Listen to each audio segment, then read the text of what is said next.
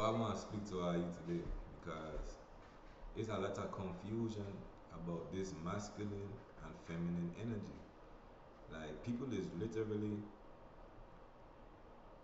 not identifying themselves with male or female or identifying themselves with both literally and using this spiritual philosophy of masculine and feminine working together or both encompassing male and female because everybody have a masculine and a feminine side basically, but it's not saying about your sexual orientation or what you like, even though sometimes we could be born with those things. That's true.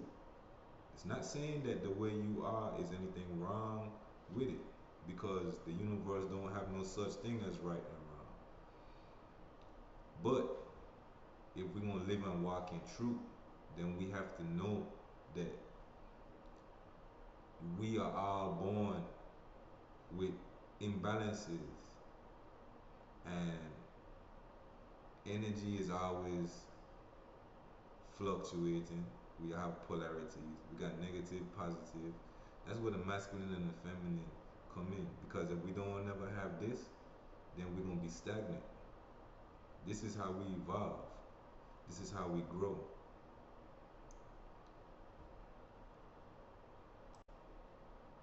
Okay.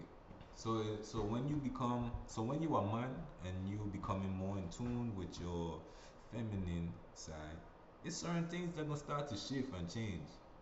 And you gonna start realizing that damn, you feeling certain things or you noticing certain things about yourself that you was ignoring as a man. But that's because of the psychological conditioning that we in these times in America. Because certain parts of the world don't even think like how we think over here. But anyway, um,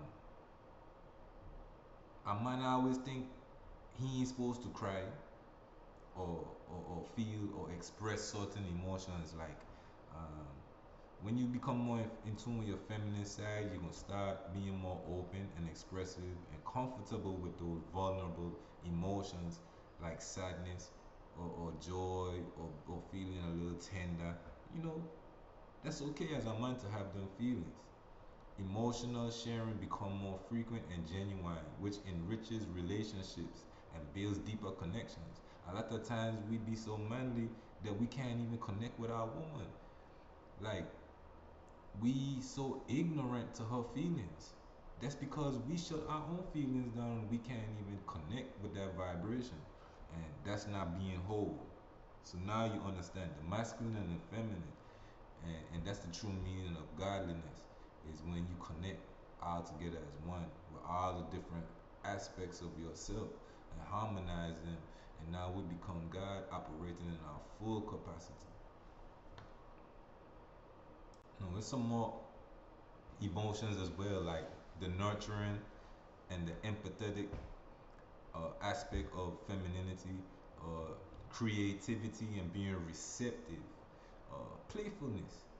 You know, being receptive to new ideas instead of feeling like your way is always the right way. Sometimes it's good to be humble and listen and be open-minded.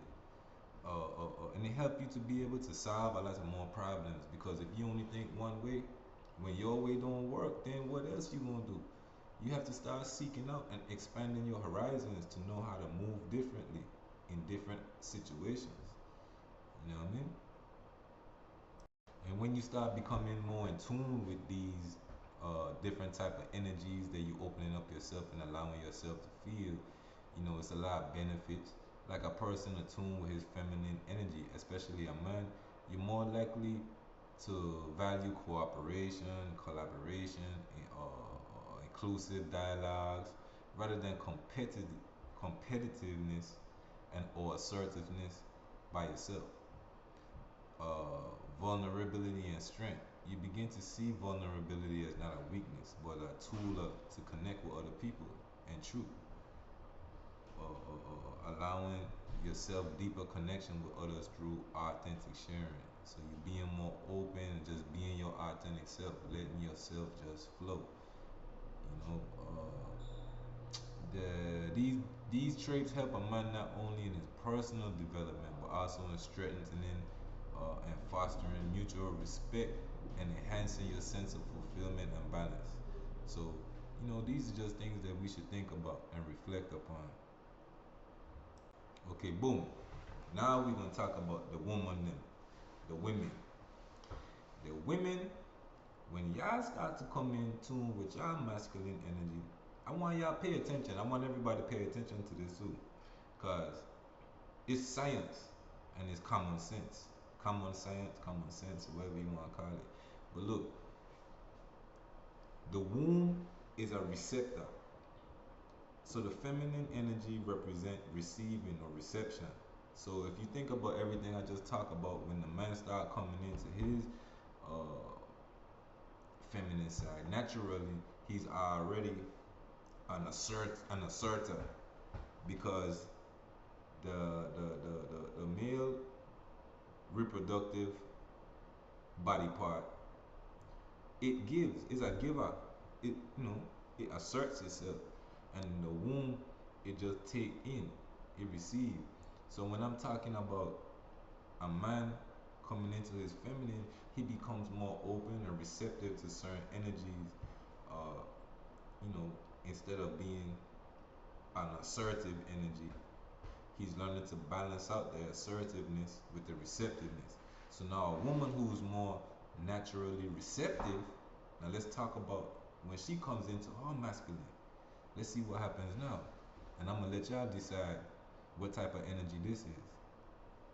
So I'm on perplexity is what I'm using, and I just asked perplexity. Okay, so feminine energy. I asked it when a woman comes into the realization of her masculine energy, what type of changes does she notice? So, okay.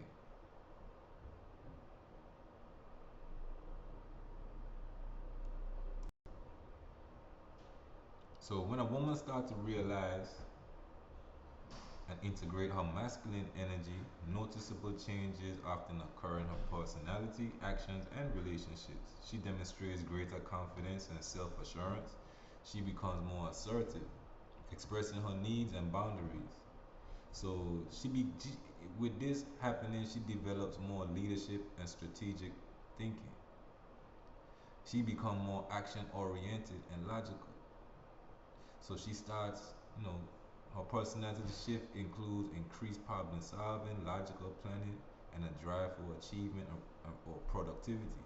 And normally that's in a man because he want his social standing. Like that's very important for a man. Like his position. Now women these days are coming up into that masculine very strong, but we have to you don't never want I went to a class the other day and I learned she said something so smooth. She drawed a straight line and we right here in the middle. If you don't eat, you're gonna be hungry. But if you eat too much, you're gonna be fat.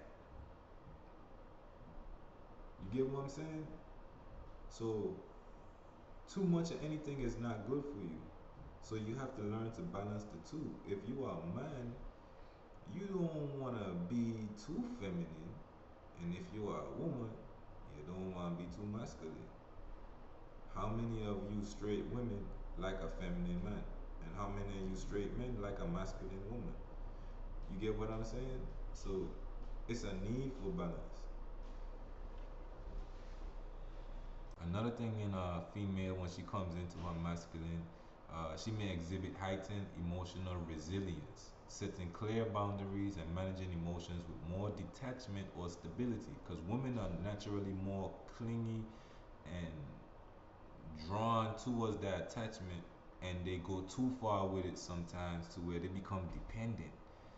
And when you become dependent on anything, it takes away from your power. Because if you are not standing on your own, in your own power, and I need this in order to do certain things when I don't have this, so now what am I going to do? So, like I said, certain things can be tools to wake us up. But once we wake up, now we have to learn how to keep on going because we came into the realization, you know, we already had all the knowings. But when we came into the world and we started listening and conditioning ourselves to all the thinking that has been going on, now the mind is what plays a role in this. It's a war. Now let's say a war, people be thinking all kind of stuff, but let's just look at the simple meaning of the word war. So actually, the word war in English, I asked Perplexity, explain the etymology and root meaning of the word war. W-A-R, war. In the originality, we like say war. Them man warring. Okay, so it come from old Northern French word W-E-R-R-E, word, which became modern French guerre. I guess that's where they get gorilla. It's spelled Guerre, all stemming from the Frankish word meaning confusion or quarrel, and the Proto-Germanic werzo or weru with the same meaning. So it says meaning confusion or quarrel. So that's deep. The root meaning of war is intimately tied not just to physical conflict, but more fundamentally to the state of confusion, disorder, and turmoil that arises from such confrontations. So, why am I even talking about this word? I didn't know that that's what it was going to say, but I know what I'm saying. Why? You see, the mind is the battlefield. So if they could keep us in a state of not knowing who we are and keep us chasing after the vices instead of going within ourselves and knowing that we have the power, then they can keep us under their control. Freedom is what we seek, not being controlled. See, when we have freedom, we could rise above anything that's pressing us down. And then when we rise above those things, we can develop for ourselves our own way of life and live free. But they don't want us to do this. If you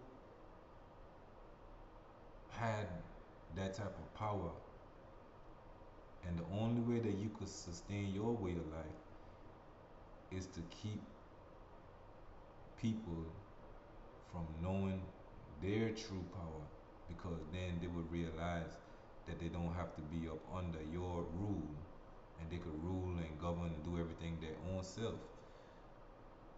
It would ruin your own way of life. So I just wanted to bring that to people's attention because we're living in a world. Now let's look up what the word world actually means. So the word world,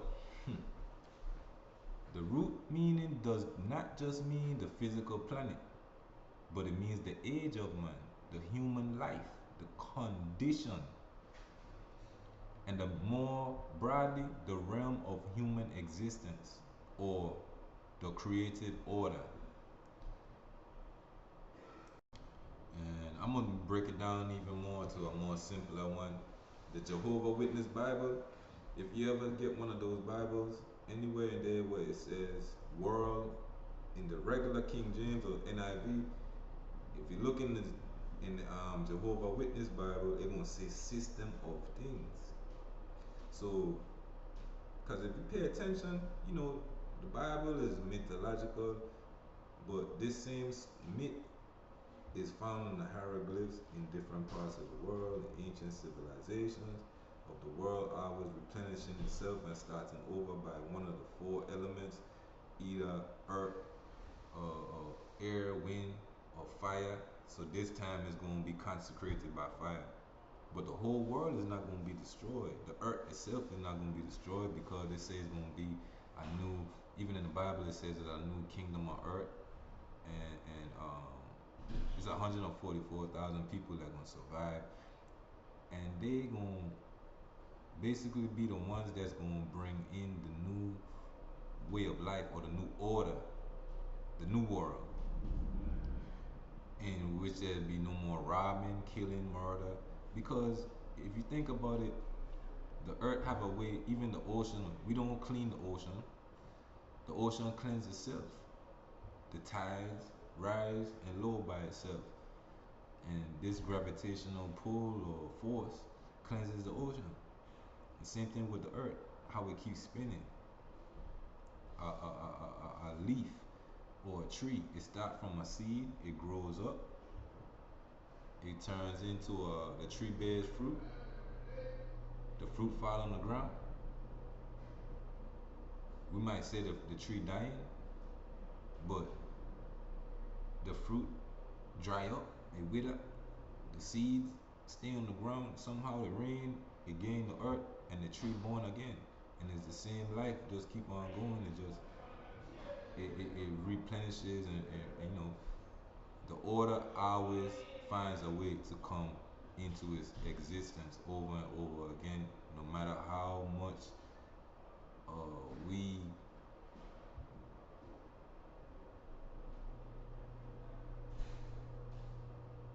no matter how much a chorus,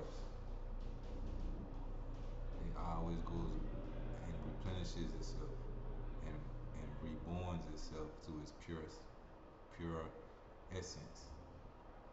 And that's what the whole reason for all the things that's occurring in the world. And we have to be within ourselves in order to bring this new existence of order in. But how can we do that if we ourselves are not in order? We don't even know the order that we're supposed to be living and walking and thinking and breathing because we've been conditioned.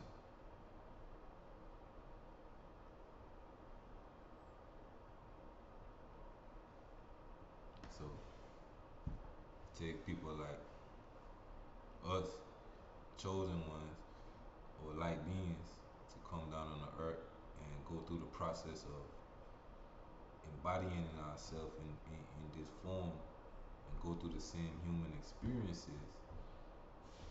But some of us don't indulge in the experiences to the point where we forget ourselves.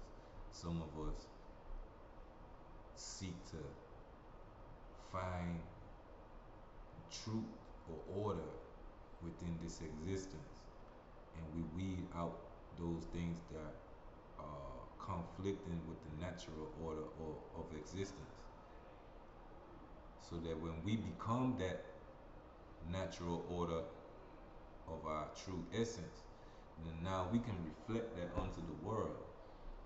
And when we reflect this onto the world begins to pick up this vibration and gravitate to it, and it becomes magnifiable and magnificent until the whole world eventually becomes illuminated and shines bright.